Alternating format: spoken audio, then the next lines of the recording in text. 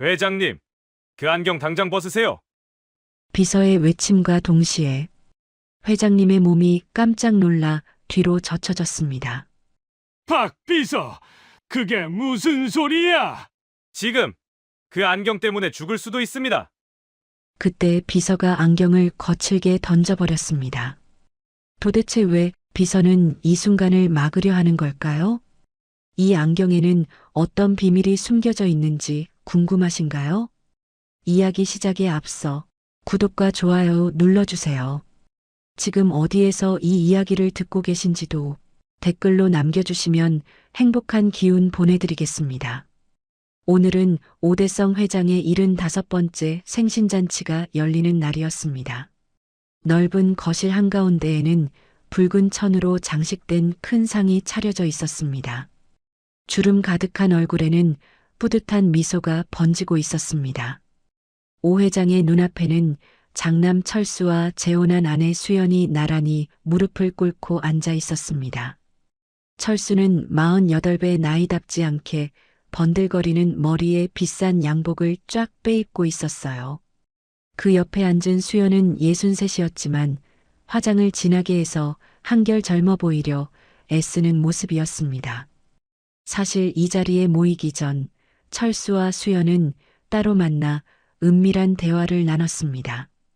이번 회갑이 마지막 기회라는 것, 오늘 안에 모든 것을 끝내야 한다는 무서운 계획을 확인했죠. 수연은 아들에게 준비는 다 됐으니 연기만 잘하라고 신신당부했습니다. 두 사람은 서로 눈빛을 주고받으며 음흉한 미소를 지었어요. 그리고 지금 철수는 아버지 앞에서 눈물까지 글썽이며 무릎을 꿇고 있었습니다.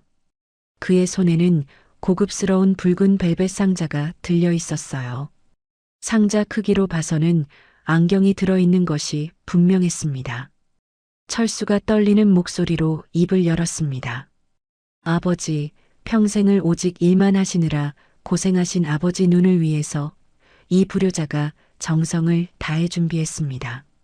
철수는 천천히 상자 뚜껑을 열었습니다. 상자 안에는 반짝이는 금태 안경이 고급스러운 천 위에 놓여 있었어요. 철수는 이것이 독일 최고 장인이 특별히 제작한 돋보기라고 아버지 눈에 딱 맞게 도수까지 맞췄다고 설명했습니다. 철수는 안경을 조심스럽게 꺼내 두 손으로 받쳐들었습니다. 금태가 거실 조명을 받아 번쩍번쩍 빛을 냈죠. 오 회장의 얼굴에는 감동한 표정이 떠올랐습니다.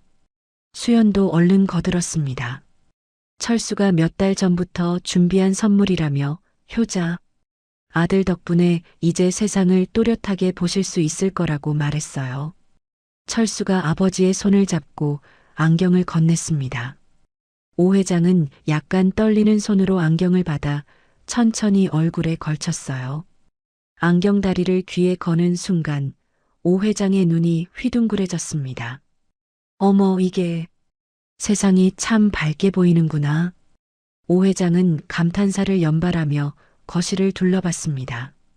벽에 걸린 그림도 창밖 풍경도 모든 것이 선명하게 보였어요. 오 회장은 아들에게 고맙다는 말을 거듭하며 기뻐했습니다. 하지만 바로 그 순간이었습니다. 은은하게 흐르던 경쾌한 생일 축하 음악이 갑자기 낮고 무거운 음으로 바뀌었습니다. 마치 무언가 불길한 일이 시작된다는 신호처럼 말이죠. 철수가 아버지를 부축해 일으켜 세우며 이제 좀 쉬시라고 권했습니다. 오 회장은 고개를 끄덕이고 안경을 쓴 채 방으로 들어갔어요. 회장이 방문을 닫자마자 철수는 재빨리 화장실로 향했습니다. 문을 꽉 닫고 잠근 철수는 주머니에서 휴대폰을 꺼내 화면을 켰어요. 순간 철수의 입꼬리가 비틀어지며 섬뜩한 미소가 번졌습니다. 휴대폰 화면에는 놀랍게도 오 회장의 안방 풍경이 생생하게 비치고 있었던 겁니다. 오 회장이 침대에 앉아 책을 펼치는 모습, 옷장을 여는 모습, 심지어 서랍을 뒤적이는 모습까지 모든 것이 실시간으로 중계되고 있었어요. 안경에 숨겨진 초소형 카메라가 회장의 시선 그대로를 전송하고 있었던 겁니다. 바로 그때 수연이 살금살금 화장실 문을 두드렸습니다. 철수가 문을 열자 수연이 재빨리 안으로 들어와 문을 다시 잠갔어요. 수연도 휴대폰 화면을 들여다보더니 만족스러운 표정을 지었습니다. 수연이 아들의 귀에 대고 작은 목소리로 물었습니다. 비밀번호는 알아냈냐고요? 철수는 자신만만하게 고개를 끄덕이며 화면을 확대했습니다. 안경만 쓰고 있으면 눈동자 움직임까지 다 보인다고. 금고 비밀번호는 물론이고 컴퓨터 비밀번호, 은행 계좌까지 다 켤 수 있다고 말했죠. 수연의 눈이 욕심으로 번쩍였습니다. 그럼 금고 안에 있다는 현금 50억도 이제 자기네 것이냐고 물었어요. 철수는 당연하다며 안경 렌즈 안쪽에 초소형 카메라가 박혀 있다고, 숨소리까지 다 녹음된다고 설명했습니다. 이제 저 늙은이는 완전히 자기네 손바닥 아니라는 말도 덧붙였죠. 두 사람은 서로 마주보며 음흉하게 웃었습니다. 그 웃음 속에는 탐욕과 냉혹함이 가득했어요. 그때 거실에서 오 회장의 목소리가 들려왔습니다. 안경이 좀 무거운 것 같으니 벗어도 되겠냐고 물으시는 거예요. 수연과 철수는 깜짝 놀라 화들짝 뛰쳐나갔습니다. 안방으로 달려간 수연은 안경을 벗으려는 오 회장의 손을 강하게 붙잡았어요. 안 된다고, 이건 하루에 10시간 이상 꼭 써야 한다고 말했습니다. 특수 렌즈라서 적응 기간이 필요한데 안 쓰면 시력이 오히려 나빠질 수도 있다는 거짓말을 늘어놓았죠. 수연의 목소리에는 다급함과 강압적인 느낌이 섞여 있었습니다. 오 회장은 뭔가 이상하다는 듯 눈을 깜빡였어요. 안경을 쓰고 있으니 머리가 조금 어지러운 것도 같았습니다. 철수도 얼른 끼어들어 새 안경은 원래 그렇다고, 며칠만 쓰면 편해진다고 아버지를 설득했어요. 오 회장은 미심쩍은 표정이었지만 아들의 효심을 의심할 수는 없었습니다. 결국 고개를 끄덕이며 안경을 다시 제대로 눌러 썼어요. 그 순간 카메라가 오 회장의 얼굴을 아주 가까이 비췄습니다. 주름진 눈가에 미세한 경련이 일어나고 있었어요. 마치 뭔가 잘못됐다는 것을 본능적으로 느끼는 것처럼 말이죠. 화면이 천천히 안경 렌즈 쪽으로 이동했습니다.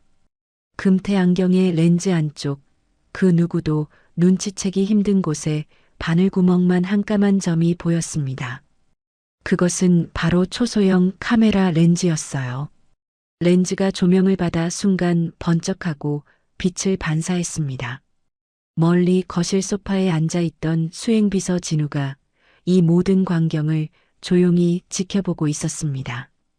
33의 단정한 인상을 가진 진우는 처음부터 뭔가 이상함을 느끼고 있었어요. 철수와 수연의 태도가 너무 과장되게 느껴졌고, 회장님께서 안경을 벗으려 할 때 두 사람이 보인 반응은 더욱 수상했습니다. 진우의 눈빛에는 깊은 의심과 불안이 서려 있었어요. 그는 가만히 오 회장의 방을 바라보며 주먹을 꽉 쥐었습니다. 20년 전 고아원 앞에서 떨고 있던 자신을 걷어주신 은인이 바로 저분이었습니다. 그 은혜를 잊은 적이 단 한 번도 없었죠. 진우는 마음속으로 다짐했습니다. 무슨 일이 있어도 회장님을 지켜내겠다고 말이에요. 효도라는 이름을 쓴 무서운 가면 뒤에 숨겨진 진실이 이제 막 그 모습을 드러내기 시작한 것입니다. 그날 밤 진우는 자신의 방에서 잠을 이루지 못했습니다. 뭔가 잘못되고 있다는 직감이 계속해서 머릿속을 떠나지 않았어요. 회장님께서 안경을 쓰신 뒤로 자꾸만 불안한 마음이 커져만 갔습니다. 다음 날 아침이었습니다. 수연이 작은 쟁반을 들고 오 회장의 방으로 들어갔습니다. 쟁반 위에는 물컵 하나와 정체를 알 수 없는 보라색 알약 2알이 놓여 있었어요.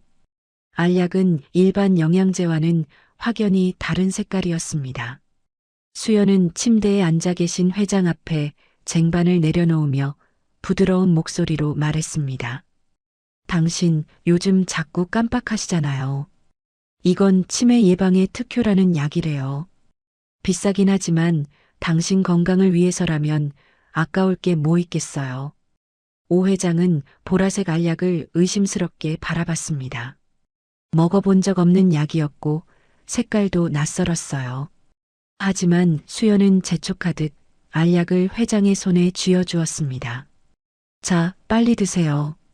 아침 식사 전에 드셔야 효과가 좋대요. 수연의 목소리에는 강요하는 듯한 기운이 느껴졌습니다. 오 회장은 어쩔 수 없이 알약을 입에 넣고 물을 마셨어요. 그런데 이게 웬일입니까? 알약을 삼킨 지 채 1분도 안 돼서 오 회장의 얼굴이 갑자기 하얗게 질리기 시작했습니다. 이마에는 식은땀이 송글송글 맺혔고요. 회장의 손이 미세하게 떨리기 시작했어요. 오 회장이 물컵을 들어 올리려 했습니다. 하지만 손에 힘이 제대로 들어가지 않았어요. 물컵이 회장의 손에서 미끄러지더니 바닥으로 떨어졌습니다.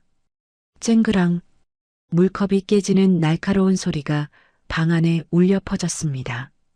물이 사방으로 튀었고 유리 조각들이 바닥에 흩어졌어요.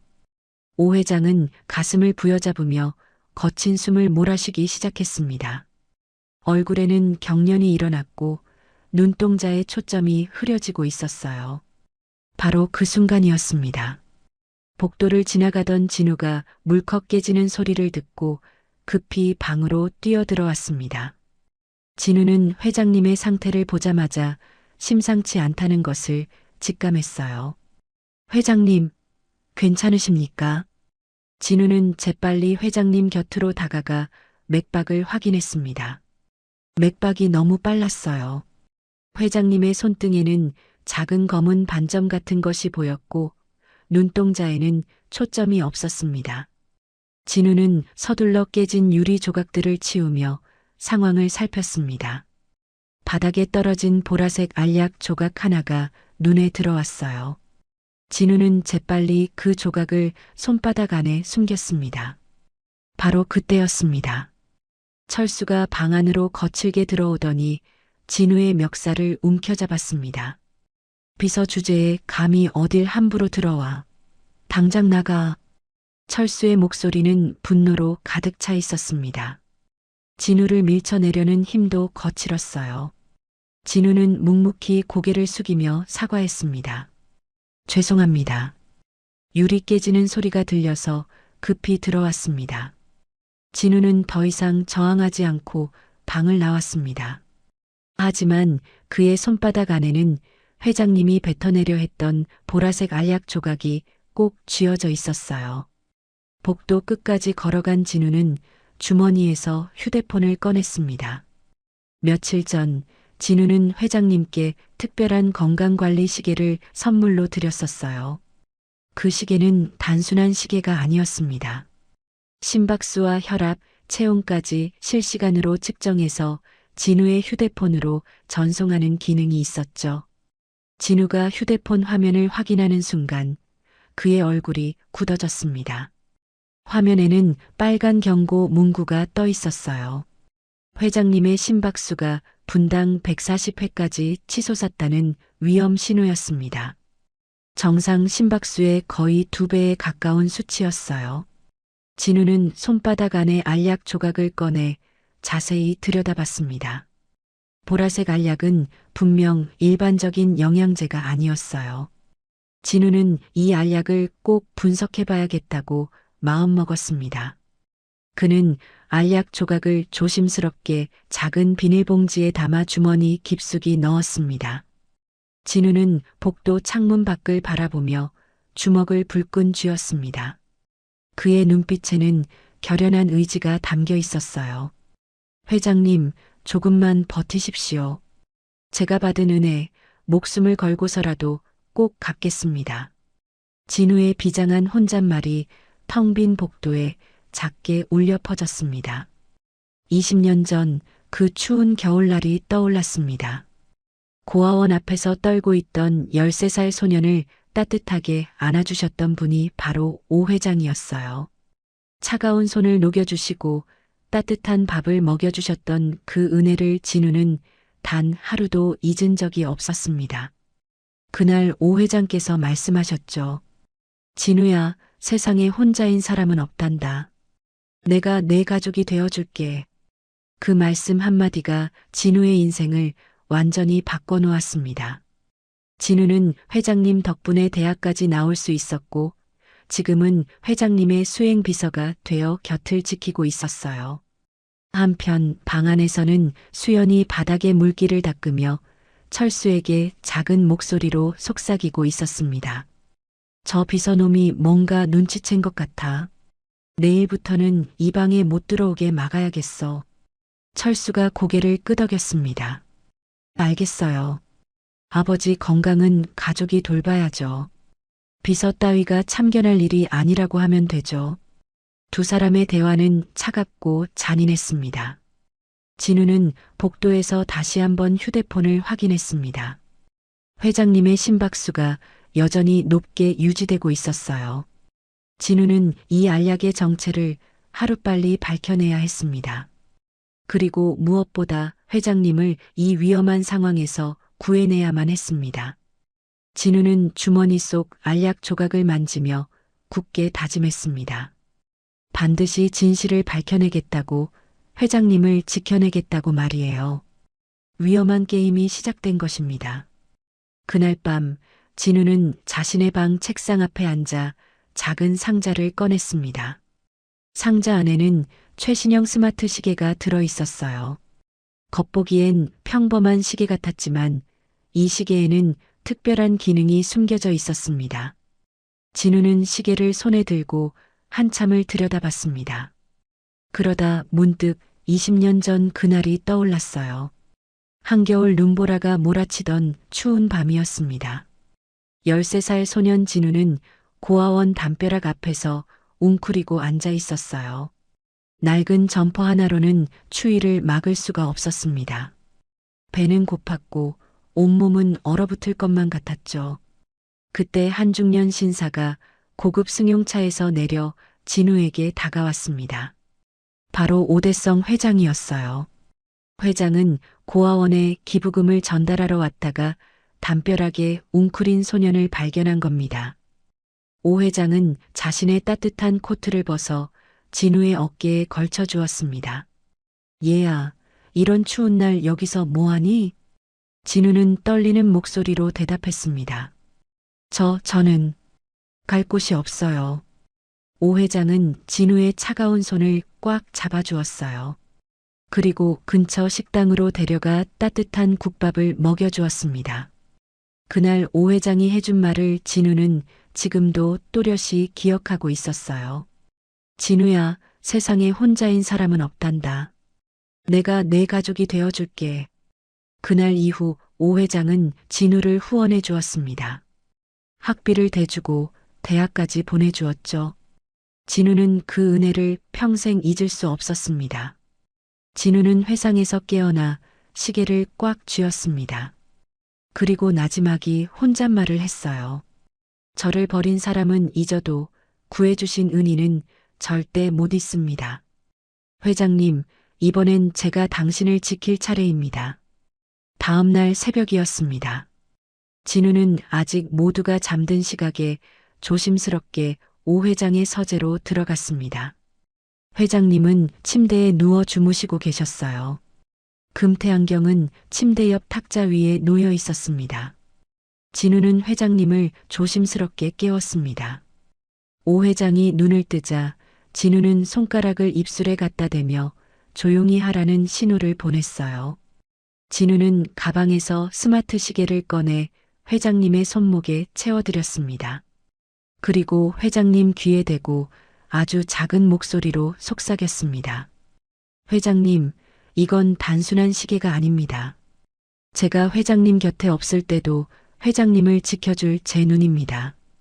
진우는 자신의 휴대폰을 꺼내 시계와 연결하는 작업을 시작했습니다. 몇 번의 조작 끝에 시계와 휴대폰이 무선으로 연결됐어요. 이제 회장님의 심박수, 혈압, 체온은 물론이고 주변 소리까지 진우의 휴대폰으로 실시간 전송될 수 있었습니다.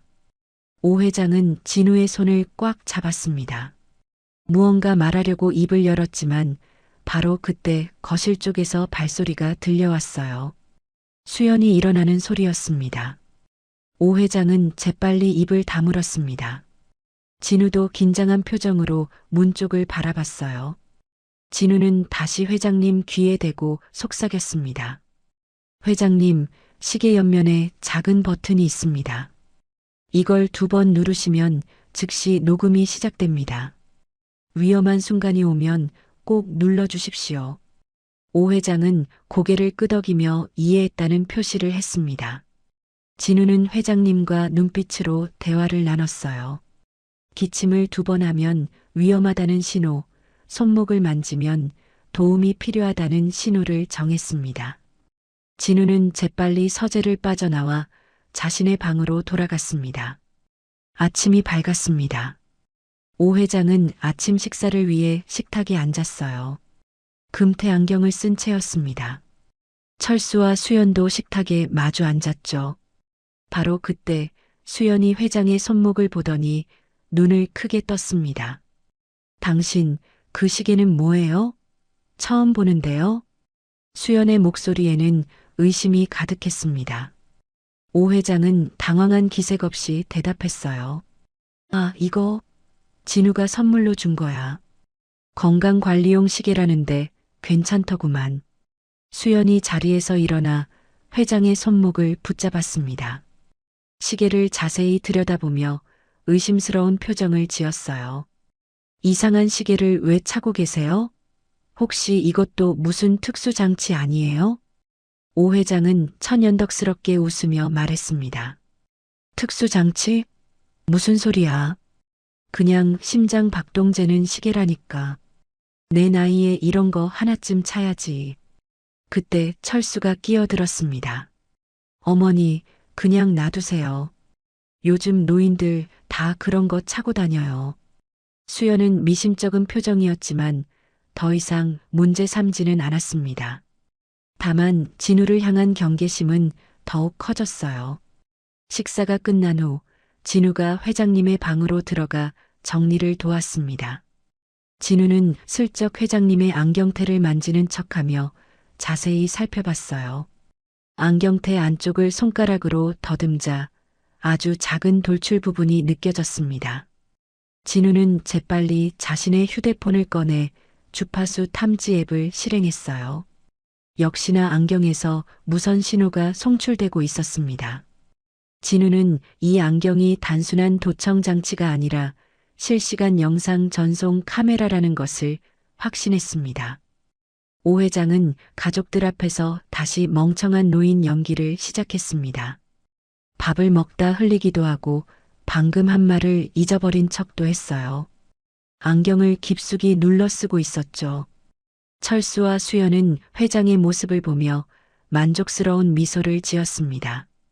약이 제대로 듣고 있다고 생각한 거예요. 하지만 그들은 몰랐습니다. 회장님의 손목에 찬 시계가 모든 대화를 녹음하고 있다는 것을, 그리고 진우가 이미 안경의 비밀을 알아챘다는 것을 말이에요. 진우는 복도에서 휴대폰을 확인했습니다.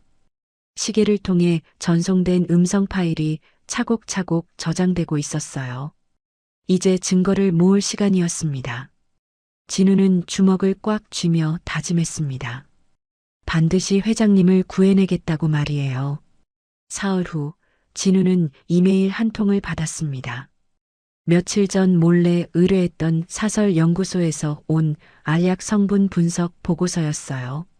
진우는 떨리는 손으로 첨부 파일을 열었습니다. 화면에 나타난 내용을 본 진우의 얼굴이 사색이 되었습니다.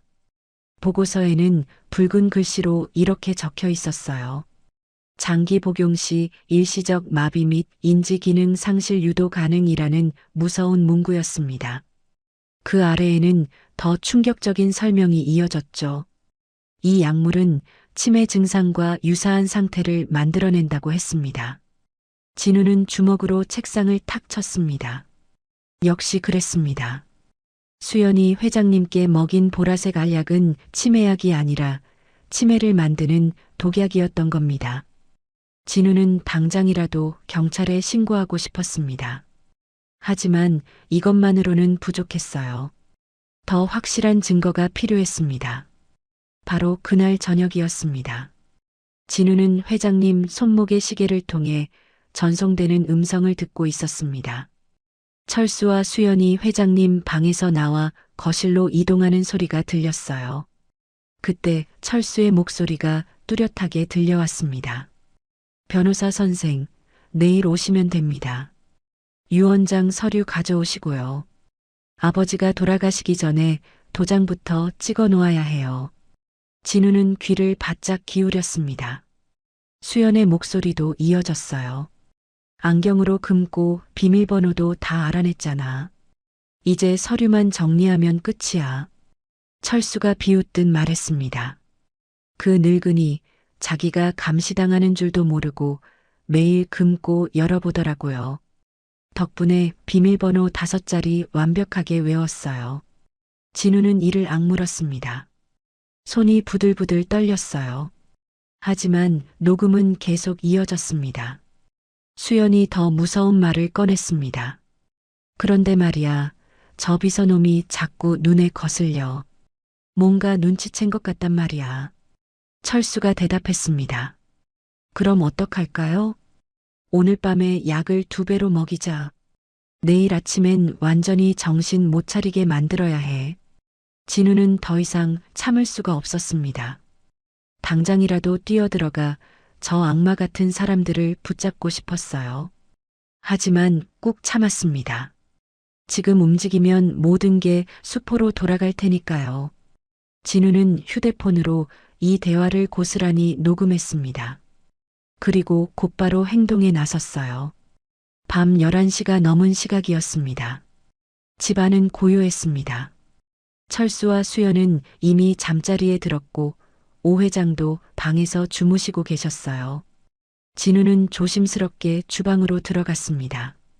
주방 찬장 제일 위쪽에 회장님의 약통이 보관되어 있었어요. 진우는 의자를 가져다 놓고 조심스럽게 올라갔습니다. 약통을 열어보니 보라색 알약들이 가득 들어 있었습니다.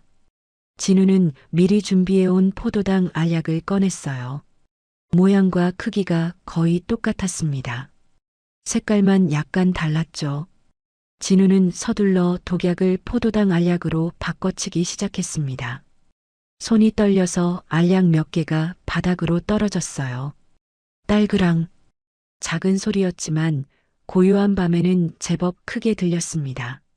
진우는 화들짝 놀라 움직임을 멈췄어요. 심장이 쿵쾅쿵쾅 뛰었습니다. 다행히 아무도 깨어나지 않았습니다. 진우는 재빨리 바닥에 떨어진 알약들을 주워 담았어요.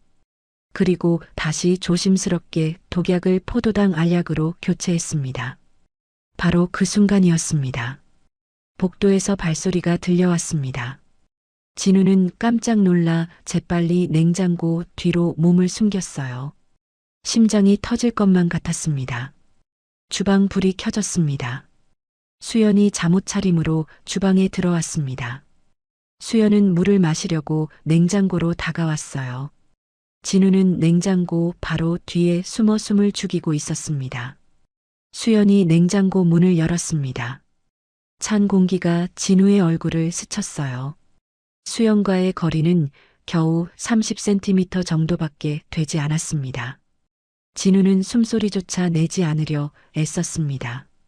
수연이 조금만 고개를 돌리면 들킬 수밖에 없는 상황이었어요.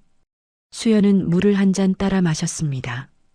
그리고 찬장 위를 올려다보더니 혼잣말을 했어요. 내일 아침엔 새 알을 먹여야겠어. 이사회 전에 완전히 정신 못 차리게 해야 하니까. 수연은 흥얼거리며 약통을 내려다봤습니다. 뚜껑을 열어볼까 말까 망설이는 것 같았어요. 진우는 식은땀이 등을 타고 흘러내렸습니다. 만약 수연이 지금 약을 확인하면 색깔이 바뀐 걸 눈치챌 겁니다. 그러면 모든 계획이 물거품이 되는 거예요. 하지만 다행히 수연은 약통을 다시 찬장에 올려놓고 주방을 나갔습니다. 복도로 사라지는 수연의 뒷모습이 보였어요. 진우는 그제야 크게 숨을 내쉬었습니다. 온몸이 땀으로 젖어 있었어요. 진우는 냉장고 뒤에서 나와 주먹을 불끈 쥐었습니다. 수연의 그 차갑고 잔인한 목소리가 귓가에 맴돌았어요. 새 알을 먹여야겠어 라는 말이 계속 울렸습니다. 진우는 주방을 빠져나와 자신의 방으로 돌아왔습니다. 그리고 휴대폰을 확인했어요. 회장님의 건강 상태를 보여주는 화면에는 빨간 경고가 여러 개 떠 있었습니다. 심박수는 여전히 높았고 혈압은 정상 수치를 훌쩍 넘어선 180이었어요. 부정맥 경고까지 뜨고 있었습니다. 독약을 며칠째 드신 회장님의 몸은 이미 많이 상한 상태였습니다. 진우는 휴대폰을 꽉 쥐며 눈물을 참았습니다. 회장님, 조금만 더 버티십시오. 이제 거의 다 왔습니다. 제가 반드시 지켜내겠습니다. 진우의 다짐은 비장했습니다. 내일부터 회장님께서 드실 약은 독약이 아닌 포도당이었어요. 이제 회장님의 몸은 조금씩 회복될 겁니다. 하지만 철수와 수연은 그 사실을 모를 거예요. 그들은 계속해서 회장님이 약에 취해 정신을 못 차린다고 믿을 겁니다. 진우는 노트북을 켜고 지금까지 모은 증거들을 정리하기 시작했습니다. 알약 성분 분석 보고서, 녹음된 음성 파일, 안경의 송신 주파수 기록까지 모든 것을 하나하나 파일로 저장했어요. 이제 마지막 한 걸음만 남았습니다. 진우는 결연한 표정으로 화면을 바라봤어요. 악마들의 가면을 벗길 날이 얼마 남지 않았습니다. 다음 날 새벽 2시였습니다. 진우는 오 회장의 방으로 조심스럽게 들어갔습니다. 회장님은 깊은 잠에 빠져 계셨어요. 침대 옆 탁자에는 그 금태 안경이 놓여 있었습니다. 진우는 안경을 집어들고 자신의 작업실로 향했습니다. 작업실이라고 해봤자 집 한구석에 마련한 작은 공간이었지만 진우가 필요한 장비들은 모두 갖춰져 있었어요. 책상 위에는 작은 조명등과 확대경, 그리고 정밀 드라이버 세트가 놓여 있었습니다. 진우는 안경을 조명 아래 놓고 렌즈 부분을 자세히 살펴봤어요. 렌즈 안쪽 틈에 초소형 카메라 모듈이 박혀 있었습니다. 진우는 정밀 드라이버로 조심스럽게 안경테를 분해하기 시작했어요. 손이 조금이라도 떨리면 안경이 망가질 수 있었습니다. 20분쯤 지났을까요? 진우는 마침내 카메라 모듈 뒤편에 숨겨진 작은 칩을 찾아냈습니다. 바로 이 칩이 영상을 철수의 휴대폰으로 보내주는 장치였어요. 진우는 미리 준비해둔 새 칩을 꺼냈습니다. 이 칩에는 어제 녹화해둔 회장님의 평온한 모습이 담겨 있었어요. 회장님이 침대에 누워 책을 읽으시거나 잠을 주무시는 장면들이었죠. 원래 칩을 빼내고 새 칩을 넣는 순간이었습니다. 드라이버가 손에서 미끄러지더니 바닥으로 떨어졌어요. 땡그랑. 작은 소리였지만 고요한 새벽에는 제법 크게 울렸습니다. 진우는 온몸이 얼어붙었어요. 복도 쪽에서 인기척이 들리는 것 같았습니다. 진우는 숨을 죽이고 귀를 기울였습니다. 심장이 미친 듯이 뛰었어요. 몇 초가 몇 분처럼 길게 느껴졌습니다. 다행히 아무도 깨어나지 않았습니다. 진우는 조심스럽게 드라이버를 주워들고 다시 작업을 이어갔어요. 칩 교체가 끝났습니다. 진우는 노트북을 켜서 새 칩이 제대로 작동하는지 확인했습니다. 화면에는 어제 녹화한 회장님의 모습이 반복 재생되고 있었어요. 완벽했습니다. 이제 철수와 수연이 휴대폰으로 확인하면 회장님이 계속 잠만 자는 평화로운 영상만 보게 될 겁니다. 그 사이 진우는 실제 안경을 거실에 몰래 설치해서 그들의 대화를 녹화할 계획이었어요. 진우는 안경을 다시 조립했습니다. 그리고 회장님 방으로 돌아가 원래 자리에 살짝 놓아두었어요. 회장님은 여전히 깊은 잠에 빠져 계셨습니다. 아침이 밝았습니다.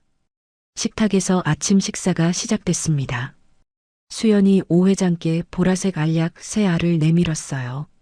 하지만 이제 그 알약은 독약이 아니었습니다. 진우가 바꿔치기한 포도당 알약이었죠. 오 회장은 알약을 삼키는 척하며 연기를 시작했습니다. 일부러 손을 떨고 밥그릇을 비틀거리게 잡았어요. 바로 앞에 놓인 숟가락을 못 찾는 척도 했습니다. 수연과 철수는 서로 눈빛을 주고받으며 만족스러운 표정을 지었어요.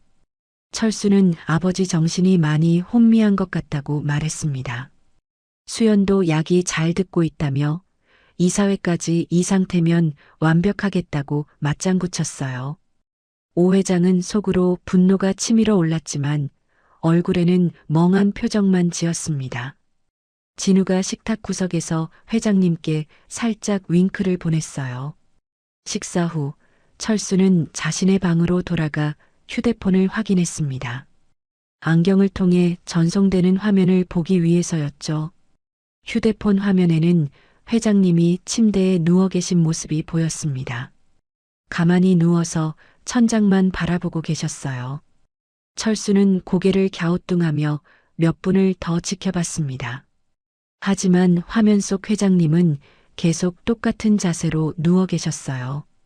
철수는 노인네가 원래 그렇다며 하루 종일 누워만 있는 게 당연하다고 생각했습니다. 철수는 더 이상 의심하지 않았습니다. 사실 그 화면은 어제 녹화된 영상이 반복 재생되는 것이었지만 철수는 전혀 눈치채지 못했어요. 한편 진우는 거실 구석 선반 뒤에 원래 안경을 살짝 숨겨두었습니다. 안경의 카메라가 거실 전체를 볼 수 있는 각도였어요. 그날 오후였습니다. 철수와 수연은 회장님이 방에서 쉬고 계신다고 생각하며 거실 소파에 앉았습니다. 그들은 이제 회장님이 안경을 통해 자기들을 보고 있지 않다고 믿었죠. 수연이 이제 이틀만 있으면 이사회라며 그때 확실하게 끝내자고 말했습니다. 철수는 욕심스러운 표정을 지으며 재산 분배 이야기를 꺼냈어요. 자신이 아들이니까 당연히 더 많이 받아야 한다는 거였습니다. 그러자 수연의 얼굴이 차갑게 굳어졌습니다. 자기가 약을 구해서 먹인 거라며 자기가 더 많이 받아야 한다고 주장했어요. 철수는 자신이 안경을 준비했다며 맞섰습니다. 두 사람의 목소리는 점점 커졌습니다. 서로 더 많은 재산을 차지하려는 추잡한 다툼이었어요. 수연은 철수 혼자서는 아무것도 못했을 거라고 소리쳤고 철수는 어머니 혼자도 마찬가지였다고 맞받아쳤습니다. 거실 구석 선반 뒤에 숨겨진 안경은 이 모든 장면을 고스란히 녹화하고 있었습니다. 두 사람의 추악한 민낯이 광각 렌즈에 생생하게 담겼어요. 진우는 자신의 방에서 노트북으로 이 영상을 실시간으로 보고 있었습니다. 진우는 즉시 이 영상을 안전한 곳에 따로 저장했어요. 혹시라도 원본이 지워질 경우를 대비해서였습니다. 이틀 후면 이사회가 열립니다. 철수와 수연은 그날 회장님을 완전히 무력화시킬 계획이었어요. 하지만 그들은 몰랐습니다. 자신들의 모든 범죄가 낱낱이 기록되고 있다는 것을, 그리고 곧 무서운 대가를 치르게 될 거라는 것을 말이에요. 진우는 녹화된 영상 파일을 확인하며 굳은 표정을 지었습니다.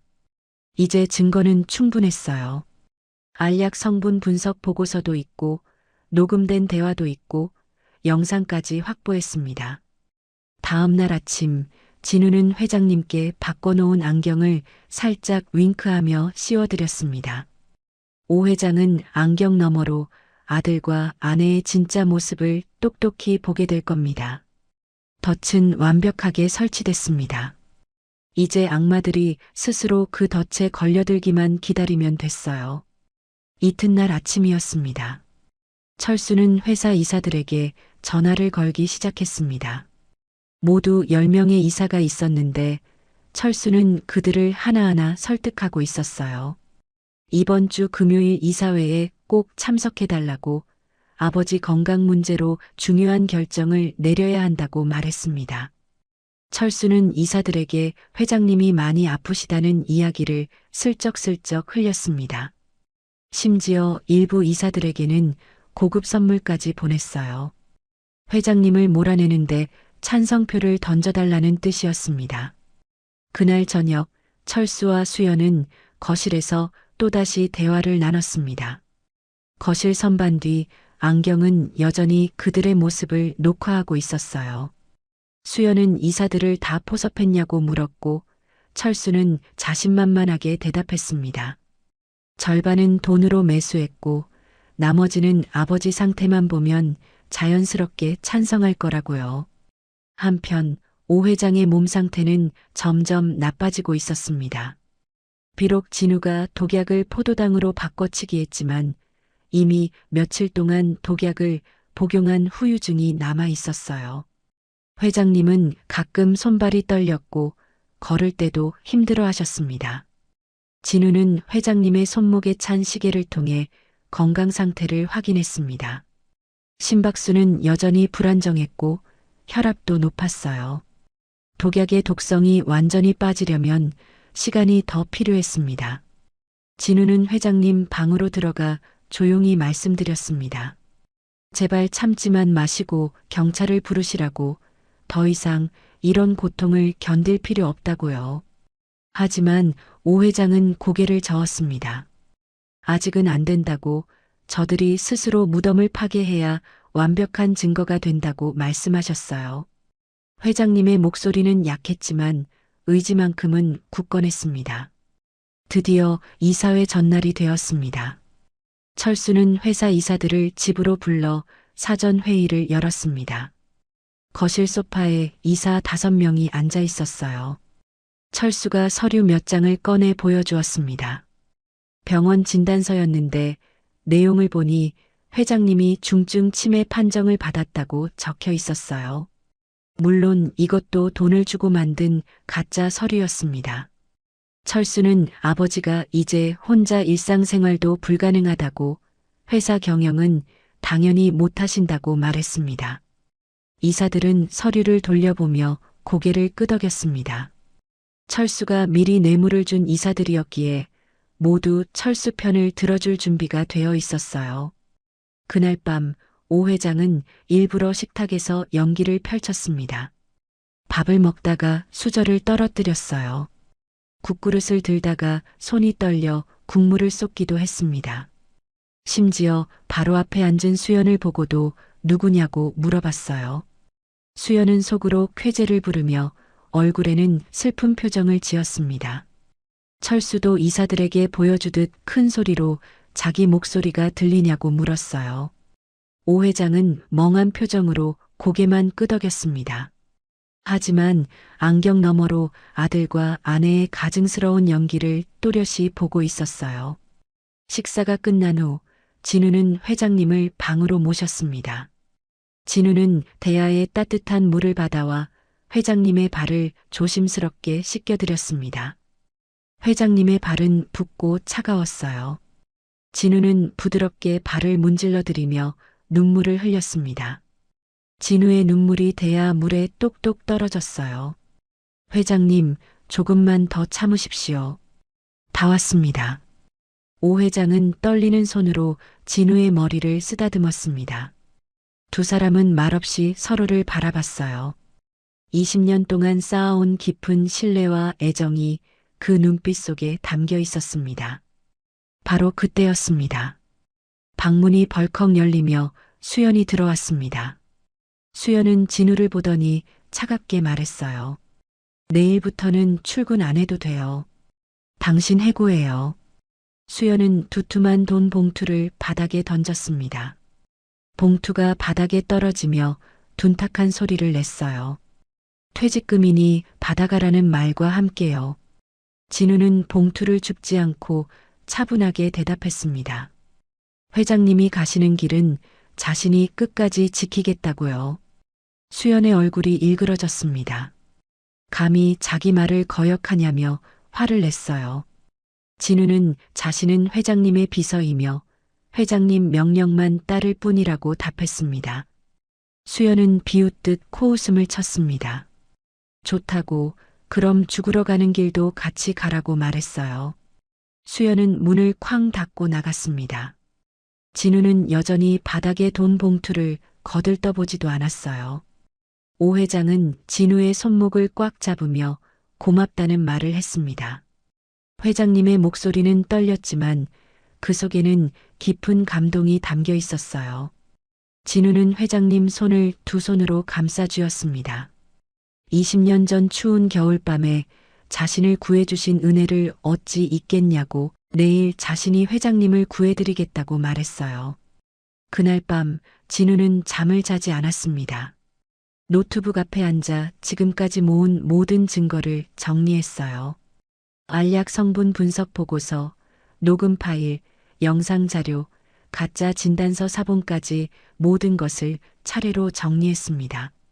진우는 과거 오 회장이 후원했던 또 다른 사람에게 연락했습니다. 경찰청 강력팀 박 팀장이었어요.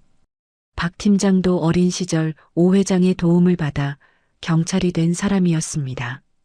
진우는 내일 오전 10시에 오성빌딩 이사회의실로 와달라는 짧은 문자를 보냈습니다.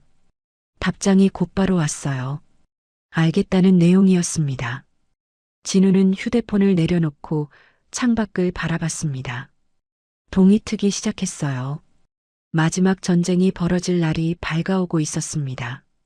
진우는 주먹을 꽉 쥐며 다짐했습니다. 오늘 반드시 정의를 세우겠다고 말이에요. 폭풍전야 같은 고요함 속에서 새로운 아침 해가 천천히 떠올랐습니다. 이사회 전날 밤이었습니다.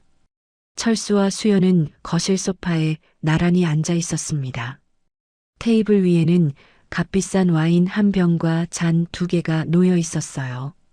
철수가 와인병을 따며 만족스러운 미소를 지었습니다. 병 안에서 붉은 와인이 잔에 찰랑찰랑 따라졌어요. 수연도 잔을 받아들며 입꼬리를 올렸습니다. 두 사람은 잔을 부딪혔습니다. 딸그랑 수정 잔이 부딪히는 맑은 소리가 고요한 거실에 울려 퍼졌습니다. 승리를 자축하는 건배였어요. 철수가 와인을 한 모금 마시며 말했습니다. 내일이면 모든 게 끝나요. 이사회만 통과하면 아버지는 끝장이에요. 수연이 고개를 끄덕이며 대꾸했습니다. 그 노인네 내일이면 요양원으로 보낼 거야. 거긴 한번 들어가면 못 나오는 곳이지. 철수는 자신의 휴대폰을 꺼내 화면을 들여다봤습니다. 안경을 통해 전송되는 영상이었어요. 화면 속에서 오 회장은 여전히 침대에 누워 계셨습니다. 움직임 하나 없이 가만히 누워있는 모습이었죠. 봐요. 아직도 자고 있어요. 멍청한 영감탱이. 철수는 휴대폰을 흔들며 비웃었습니다. 하지만 그는 몰랐어요. 그 화면이 어제 녹화된 가짜 영상이라는 것을 말이죠. 사실 진짜 안경은 지금 거실 선반 구석에 놓여 있었습니다. 그리고 바로 이 순간 철수와 수연의 모든 대화와 표정을 생생하게 녹화하고 있었어요. 수연이 와인을 한 잔 더 따르며 말했습니다. 요양원 보내고 나면 재산 정리도 빨리 해야 해. 그 금고에 있는 50억 현금부터 빼내자고. 철수의 눈이 욕심으로 번쩍였습니다. 당연하죠. 안경으로 비밀번호 다 알아냈으니까 문제 없어요. 아버지 도장도 이미 만들어뒀고요. 두 사람은 다시 잔을 부딪혔습니다. 그 웃음소리는 섬뜩하고 차가웠어요. 거실 구석의 안경은 그들의 추악한 모습을 한치의 빈틈도 없이 담아내고 있었습니다. 수연이 문득 걱정스러운 표정을 지었습니다. 그나저나 그 비서놈은 어쩔 거야? 계속 눈치 보이는데. 철수가 손을 휘저으며 대답했습니다. 걱정 마세요. 내일 이사회 끝나고 바로 내쫓을 거예요. 경찰 신고. 증거도 없는데 뭘 어쩌겠어요. 두 사람은 다시 와인잔을 들어 올렸습니다. 승리의 축배라도 되는 양 만족스러워 했어요. 바로 그때였습니다. 진우의 방에서는 노트북 화면이 환하게 켜져 있었습니다. 화면에는 지금 막 거실에서 벌어진 장면이 고스란히 재생되고 있었어요. 와인 마시는 모습, 요양원 이야기, 금고, 비밀번호 언급까지 모든 것이 선명하게 녹화되고 있었습니다. 진우는 조용히 휴대폰을 들어 박 팀장에게 짧은 문자를 보냈습니다. 내일 오전 10시 5성 빌딩 이사회의실입니다. 모든 준비 끝났습니다. 몇 초 후 답장이 왔습니다. 알겠네. 수사관 셋 데리고 가지. 진우는 휴대폰을 내려놓고 깊은 숨을 내쉬었습니다. 드디어 마지막 순간이 다가오고 있었어요. 진우는 회장님의 스마트 시계를 확인했습니다. 시계에는 특별한 기능이 하나 더 숨겨져 있었어요. 바로 주변 소리를 녹음할 수 있는 기능이었습니다. 진우는 노트북으로 시계 설정을 조작하기 시작했습니다. 내일 이사회 회의실의 마이크와 연결되도록 프로그램을 설치했어요. 이렇게 하면 회장님께서 시계 버튼만 2번 누르시면 회의실 전체 소리가 녹음될 뿐만 아니라 실시간으로 송출될 수 있었습니다. 진우는 모든 설정을 마치고 파일들을 다시 한번 점검했습니다. 알약 성분 분석 보고서가 1개, 철수와 수연의 대화, 녹음 파일이 8개, 거실에서 녹화된 영상이 4개, 가짜 병원 진단서 사본이 1개, 그리고 안경 주파수 분석 자료까지 모든 증거가 빠짐없이 갖춰져 있었습니다. 진우는 이 모든 파일을 USB 2개에 각각 저장했습니다. 혹시 모를 사태에 대비해 백업을 만든 거예요. 하나는 자신이 가지고 다른 하나는 박 팀장에게 전달할 예정이었습니다. 밤이 깊어갔습니다. 거실에서는 철수와 수연이 와인병을 비우고 각자 방으로 들어갔습니다. 그들은 내일이면 모든 것이 자기들 손아귀에 들어온다고 믿으며 편안한 잠자리에 들었어요. 하지만 그들은 몰랐습니다. 자신들이 판 무덤이 얼마나 깊은지, 그리고 내일 그 무덤에 스스로 떨어지게 될 거라는 것을 말이에요. 진우는 밤새 잠을 자지 못했습니다. 창밖을 내다보며 내일 벌어질 일들을 머릿속으로 시뮬레이션 했어요. 혹시라도 실수가 있어서는 안 됐습니다. 20년 은혜를 갚을 수 있는 단 한 번의 기회였으니까요. 새벽 5시쯤 되었을까요? 진우는 조용히 회장님 방으로 들어갔습니다. 회장님은 아직 주무시고 계셨어요. 진우는 침대 옆에 무릎을 꿇고 앉아 회장님의 손을 꽉 잡았습니다. 회장님, 오늘입니다. 제가 반드시 지켜드리겠습니다. 진우의 목소리는 작았지만 단호했습니다. 동쪽 하늘이 밝아오기 시작했습니다. 어둠이 서서히 물러가고 새벽빛이 창문 틈으로 스며들었어요. 폭풍전야 같은 밤이 지나가고 운명의 아침 해가 천천히 떠올랐습니다. 진우는 창밖에 떠오르는 해를 바라보며 마지막으로 다짐했습니다. 오늘 악마들의 가면을 벗기고 회장님의 명예를 되찾아드리겠다고요. 거실 선반 구석에 놓인 안경은 여전히 조용히 빛나고 있었습니다. 마치 정의의 눈처럼 모든 것을 지켜보고 기록하면서 말이에요. 이제 마지막 전쟁이 시작될 시간이었습니다. 오전 9시 30분이었습니다.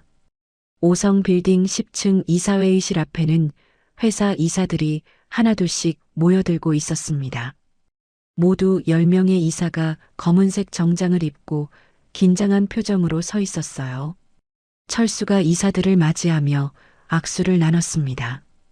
그의 얼굴에는 자신만만한 미소가 가득했어요. 수연도 철수 옆에 서서 이사들에게 인사를 건넸습니다. 9시 50분이 되었습니다. 복도 끝에서 휠체어가 천천히 굴러오는 소리가 들렸습니다. 수연이 휠체어를 밀고 있었고 그 위에는 오 회장이 앉아 계셨어요. 오 회장의 모습은 처참했습니다. 머리는 산발이 되어 있었고 금태 안경은 삐딱하게 걸쳐져 있었어요. 입은 반쯤 벌어져 있었고 눈동자에는 초점이 없어 보였습니다. 옷깃도 제대로 여며지지 않은 채였죠. 이사들이 회장님을 보고 놀란 표정을 지었습니다. 몇 달 전만 해도 당당하고 카리스마 넘치던 회장님의 모습은 온데간데 없었어요. 수연이 휠체어를 회의실 안으로 밀고 들어갔습니다. 이사들도 하나씩 자리에 앉기 시작했어요. 긴 타원형 테이블 위쪽 끝자리에 회장님의 휠체어가 놓였습니다. 10시 정각이었습니다. 철수가 회의를 시작한다며 일어섰습니다. 그의 손에는 서류 뭉치가 들려 있었어요. 이사 여러분, 오늘 이렇게 급하게 모시게 되어 죄송합니다. 하지만 더 이상 미룰 수 없는 중요한 안건이 있습니다. 철수는 서류를 한 장씩 이사들에게 돌렸습니다. 병원 진단서였어요. 진단서 맨 위에는 빨간 도장이 선명하게 찍혀 있었고 중증 치매 진단이라는 문구가 크게 적혀 있었습니다. 보시다시피 아버님은 중증 치매 판정을 받으셨습니다. 일상생활도 혼자 못하십니다. 이사들이 서류를 돌려보며 수군거리기 시작했습니다. 몇몇은 고개를 끄덕이며 안타까운 표정을 지었어요. 철수가 다시 말을 이었습니다. 제가 며칠간 아버님을 관찰했습니다. 안경에 특수 장치를 달아서 아버님 상태를 확인했죠. 철수는 자신의 휴대폰을 꺼내 화면을 큰 스크린에 띄웠습니다. 화면에는 침대에 누워있는 회장님 모습이 보였어요. 물론 진우가 만든 가짜 영상이었지만 이사들은 그걸 알 리 없었습니다. 이렇게 하루 종일 누워만 계십니다. 회사 경영은 불가능한 상태입니다. 철수의 목소리가 점점 커졌습니다. 이사들이 다시 한번 동요하기 시작했어요. 몇몇 이사가 정관 변경한 서류를 펼쳐들고 내용을 확인했습니다. 바로 그 순간이었습니다. 오 회장의 손목에 찬 시계가 미세하게 진동했습니다. 진우가 보낸 신호였어요. 지금이다 라는 뜻이었죠. 회의실 문이 박차고 열렸습니다. 잠깐. 진우가 문을 밀치고 들어오며 큰 소리로 외쳤습니다. 이사들이 모두 깜짝 놀라 진우를 쳐다봤어요. 그 서류는 무효입니다. 철수의 얼굴이 새하얗게 질렸습니다. 수연이 자리에서 벌떡 일어나 비명을 질렀어요. 저 미친 비서 당장 끌어내. 경비들 어디 있어? 수연의 목소리는 공포와 분노로 떨리고 있었습니다. 철수도 휴대폰을 꺼내 경비실에 전화를 걸려고 했어요. 하지만 회의실 입구에 나타난 건 경비가 아니었습니다. 정장을 입은 수사관 4명이 회의실 문을 가로막고 섰습니다. 맨 앞에 선 사람은 박 팀장이었어요. 박 팀장은 경찰 신분증을 꺼내 들고 이사들에게 보여주었습니다. 경찰청 강력팀입니다. 잠시 이 회의는 중단하시기 바랍니다. 이사들이 술렁이기 시작했습니다. 무슨 일인지 몰라 당황한 표정들이었어요. 철수는 입술이 파르르 떨리며 뒤로 물러섰습니다. 수연이 다급하게 외쳤습니다. 이게 무슨 일이에요? 왜 경찰이 여기 와 있는 거예요? 박 팀장은 대답하지 않고 회의실 안쪽으로 걸어 들어왔습니다. 다른 수사관들도 회의실 문을 완전히 봉쇄했어요. 진우는 회장님의 휠체어 뒤로 다가갔습니다. 그리고 회장님 어깨에 손을 살짝 올렸어요. 바로 그 순간이었습니다. 오 회장이 휠체어에서 천천히 일어났습니다. 이사들이 입을 떡 벌렸습니다. 방금 전까지 정신도 못 차리던 회장님이 멀쩡하게 일어선 겁니다. 회장님은 삐딱하게 걸쳤던 안경을 바로잡으며 테이블 한가운데로 걸어갔어요. 오 회장의 걸음걸이는 비록 조금 느렸지만 정신은 또렷해 보였습니다. 철수와 수연의 얼굴에서 핏기가 싹 가셨습니다. 두 사람은 서로를 쳐다보며 당황한 눈빛을 주고받았어요. 오 회장이 안경을 벗어 회의 테이블 정중앙에 천천히 놓았습니다. 안경이 테이블에 닿으며 작은 소리를 냈어요. 회의실이 죽은 듯 조용해졌습니다. 오 회장이 입을 열었습니다. 철수야, 네가 보던 세상은 가짜였단다. 내가 본 세상이 진짜지.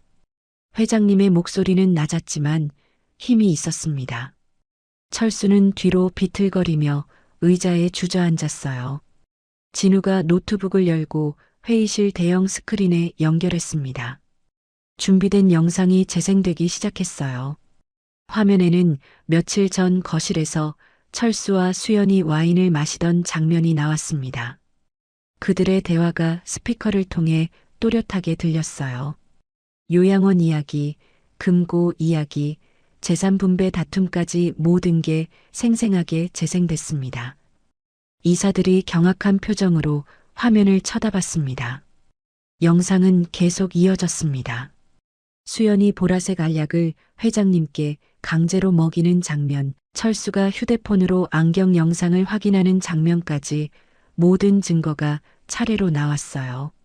수연이 비명을 질렀습니다. 아니에요. 이건 조작이에요. 하지만 아무도 그녀의 말을 믿지 않았습니다. 화면 속 증거는 너무나 명확했으니까요. 철수는 바닥에 주저앉으며 휴대폰을 떨어뜨렸습니다. 휴대폰이 바닥에 떨어지며 액정이 깨졌어요. 운명의 심판이 시작된 것입니다. 스크린에서 영상이 계속 재생되고 있었습니다. 이번에는 주방 장면이었습니다. 수연이 작은 약통을 들고 보라색 알약을 꺼내는 모습이 나왔어요. 그녀는 주변을 살피며 약을 쟁반에 담았습니다. 그리고 혼잣말을 하는 소리가 스피커를 통해 또렷하게 들렸어요. 이번엔 새 알을 먹여야지. 이사회 전에 완전히 정신 못 차리게. 이사들의 얼굴이 점점 굳어졌습니다. 몇몇은 손으로 입을 가리며 충격받은 표정을 지었어요. 진우가 노트북을 조작하자 다음 자료가 화면에 떴습니다. 알약 성분 분석 보고서였어요. 붉은 글씨로 쓰인 문구가 크게 확대됐습니다. 장기 복용 시 일시적 마비 및 인지 기능 상실 유도. 회의실이 술렁거리기 시작했습니다. 이사 한 명이 자리에서 일어나며 소리쳤어요. 이게 대체 무슨 짓입니까? 회장님께 독약을 먹였다는 겁니까? 진우가 고개를 끄덕이며 대답했습니다. 네, 맞습니다. 이 약은 치매약이 아니라 치매 증상을 만들어내는 독약입니다. 수연이 얼굴이 새하얗게 질린 채 자리에서 일어났습니다. 아니에요. 저는 그냥 건강을 위해서. 하지만 그녀의 변명은 계속되는 증거 앞에서 아무 소용이 없었습니다. 진우가 다시 화면을 바꿨습니다. 이번에는 녹음 파일이었어요. 오 회장의 손목 시계에 녹음된 음성이었습니다. 철수의 목소리가 회의실에 울려 퍼졌습니다. 변호사 선생, 내일 오시면 됩니다. 아버지 도장 찍는 거 도와주세요. 이어서 수연의 목소리도 들렸어요. 그 노인네 죽으면 재산 반반이야. 내가 약 먹인 공로가 크니까 내가 더 많이 받아야 해. 녹음은 며칠 전 거실에서 두 사람이 나눈 대화였습니다. 이사들이 경악한 표정으로 철수와 수연을 쳐다봤어요. 진우는 계속해서 증거들을 하나씩 제시했습니다. 가짜로 만든 병원 진단서의 원본 사진이 나왔어요. 진단서 옆에는 철수가 병원 관계자에게 돈 봉투를 건네는 장면도 함께 있었습니다. 철수의 계좌 거래 내역도 스크린에 떴어요. 병원으로 입금된 거액의 돈이 빨간색으로 표시되어 있었습니다. 이사들이 분노한 표정으로 철수를 노려봤습니다. 한 이사가 테이블을 주먹으로 탁 쳤어요. 이런 패륜이 어디 있습니까? 아버지를 독살하려 했단 말입니까? 다른 이사도 소리쳤습니다. 당장 경찰에 신고해야 합니다. 철수는 의자에 주저앉은 채 아무 말도 하지 못했습니다. 그저 바닥만 멍하니 쳐다보고 있었어요. 수연이 마지막 발악을 했습니다. 그녀는 철수를 가리키며 소리쳤어요. 나도 피해자예요. 저 아들한테 협박당했어요. 제가 하고 싶어서 한 게 아니라고요. 하지만 바로 그때 스크린에 새로운 영상이 재생됐습니다. 수연이 혼자 약을 준비하는 장면이었어요. 그녀는 약통을 열며 만족스러운 미소를 짓고 있었습니다. 완전히 혼자 주도하는 모습이었죠. 수연의 변명은 그 자리에서 무너졌습니다. 그녀는 입을 다물고 고개를 떨구었어요. 오 회장이 천천히 입을 열었습니다. 여러분, 제가 며칠간 이 지옥 같은 시간을 견뎌낸 이유가 바로 이겁니다. 확실한 증거를 모으기 위해서였습니다. 회장님의 목소리는 떨렸지만 그 속에는 단단한 의지가 담겨 있었어요. 이 안경으로 저를 감시했지만 진우가 이걸 역으로 이용했습니다. 그들의 모든 범죄를 낱낱이 기록한 것입니다. 진우가 테이블 위에 서류 뭉치를 내려놓았습니다. 모든 증거 자료를 출력한 것이었어요. 알약 성분 분석서, 대화 녹취록, 영상 캡처 사진, 계좌 이체 내역까지 빠짐없이 정리되어 있었습니다. 박 팀장이 앞으로 나섰습니다. 그는 수갑 2개를 꺼내 들었어요. 오철수 씨, 이수연 씨, 살인 미수, 사문서 위조, 재산 편취 미수 혐의로 긴급 체포합니다. 수사관 2명이 철수와 수연에게 다가갔습니다. 차가운 쇠수갑이 두 사람의 손목에 채워졌어요. 찰칵! 수갑 채워지는 소리가 조용한 회의실에 크게 울렸습니다. 철수가 무너져 내렸습니다. 그는 바닥에 무릎을 꿇으며 아버지를 올려다봤어요. 아버지, 저는 제정신이 아니었어요. 용서해 주세요. 철수의 목소리는 절규에 가까웠습니다. 하지만 오 회장은 고개를 돌려 아들을 보지 않았어요. 수연도 체념한 표정으로 고개를 푹 숙였습니다. 더 이상 변명할 말이 남아있지 않았어요. 수사관들이 두 사람을 회의실 밖으로 끌고 나갔습니다. 철수는 끝까지 아버지를 부르며 울부짖었어요. 아버지, 한 번만 살려주세요. 제발.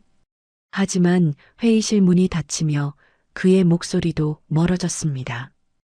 회의실이 다시 조용해졌습니다.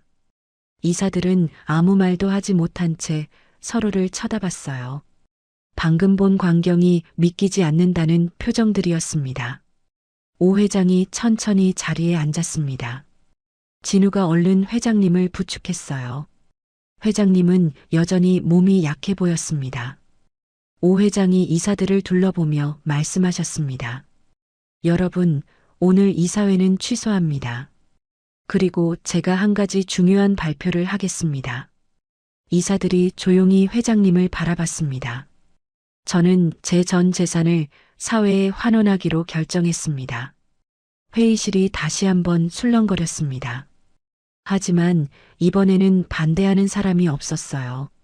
모두가 회장님의 결정을 존중하는 분위기였습니다. 진우는 회장님 옆에 서서 든든하게 어깨를 받쳐드렸습니다.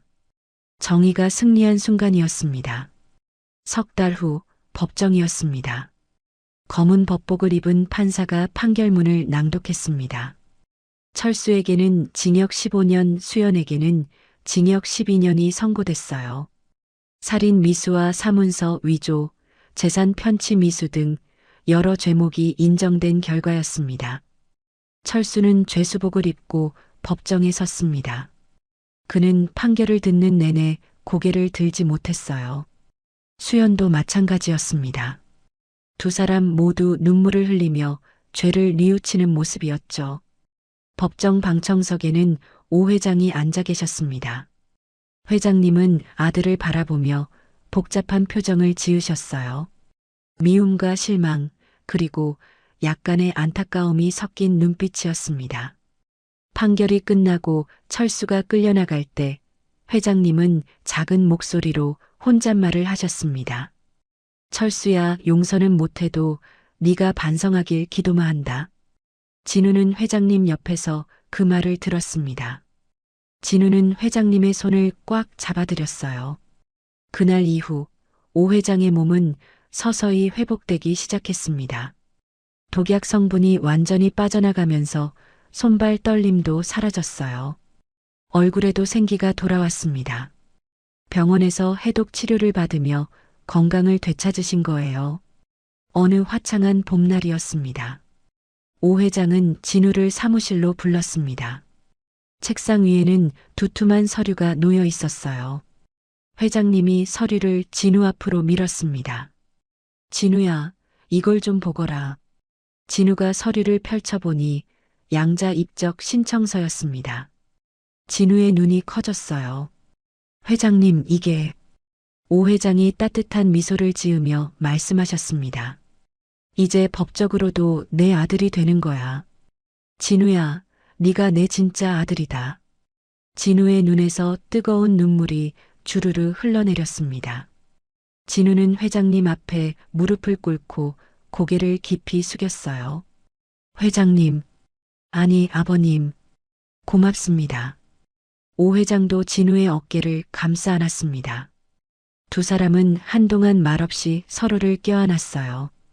20년 동안 쌓아온 은혜와 신뢰가 마침내 진짜 가족의 인연으로 이어지는 순간이었습니다.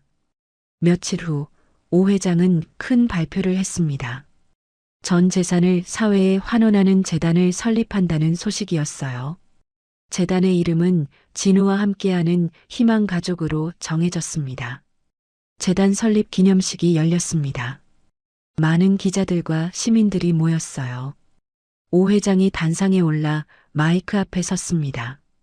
제가 평생 모은 재산을 가난한 아이들을 위해 쓰겠습니다. 특히 고아원 아이들에게 교육 기회를 주고 진짜 가족을 만날 수 있도록 돕겠습니다. 회장님의 목소리는 단단했습니다. 박수 소리가 회장 전체를 가득 채웠어요. 그날 회장님은 기자들에게 안경 하나와 시계 하나를 보여주셨습니다. 바로 그 금태 안경과 스마트 시계였어요. 이 물건들이 악을 이긴 증거입니다. 이 안경과 시계는 박물관에 기증하겠습니다. 많은 사람들이 보고 교훈을 얻었으면 합니다. 사람들이 다시 한번 큰 박수를 보냈습니다. 1년이 흘렀습니다. 따뜻한 가을 오후였습니다. 오 회장과 진우는 고아원을 찾았어요. 바로 20년 전 진우가 있었던 그 고아원이었습니다. 고아원 마당에는 아이들이 30명쯤 모여 있었습니다. 아이들은 회장님과 진우를 보며 환하게 웃었어요. 오 회장이 아이들 앞에 섰습니다. 얘들아, 할아버지가 오늘 너희들에게 하고 싶은 말이 있단다. 아이들이 조용히 회장님을 바라봤습니다. 진짜 가족은 피로 이어지는 게 아니란다. 마음으로 이어지는 거야. 서로를 아끼고 사랑하는 마음, 그게 가족이란다. 진우도 아이들 앞으로 다가갔습니다. 여러분, 저도 여러분처럼 이 고아원에서 자랐어요. 하지만 이 할아버지를 만나 진짜 가족이 됐습니다. 여러분도 언젠가 진짜 가족을 만나게 될 거예요. 아이들의 눈이 희망으로 반짝였습니다. 그날 오후 회장님과 진우는 아이들과 함께 운동장에서 놀았습니다. 공놀이도 하고 술래잡기도 했어요. 회장님은 비록 몸이 예전 같지 않았지만 아이들과 함께 웃으며 시간을 보냈습니다.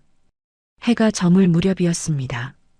회장님과 진우는 고아원 앞 벤치에 나란히 앉았습니다.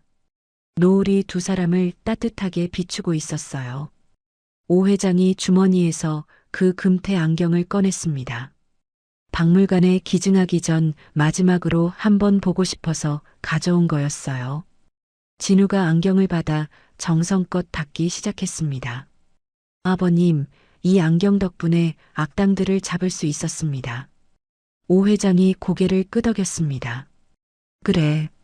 하지만 진짜 이긴 건 안경이 아니라 내 충성심이었어. 네가 없었으면 난 정말 끝났을 거야. 진우는 안경을 다 닦고 회장님께 드렸습니다. 회장님은 안경을 들고 노을을 바라봤어요. 저녁 햇살을 받아 금태가 반짝반짝 빛났습니다. 내 인생 가장 잘한 일이 뭔지 아니? 사업도 아니고 돈을 번 것도 아니야. 바로 너를 만난 거란다. 진우의 눈에 다시 눈물이 고였습니다. 저야말로 아버님을 만난 게 제 인생 최고의 축복입니다. 두 사람은 나란히 벤치에 앉아지는 노을을 바라봤습니다. 하늘은 주황빛과 붉은빛으로 물들어 있었어요. 참 아름다운 저녁이었습니다. 멀리 고아원 건물에서는 아이들의 웃음소리가 들려왔습니다. 그 소리는 희망처럼 사랑처럼 따뜻했어요. 진우는 회장님의 어깨에 머리를 살짝 기댔습니다.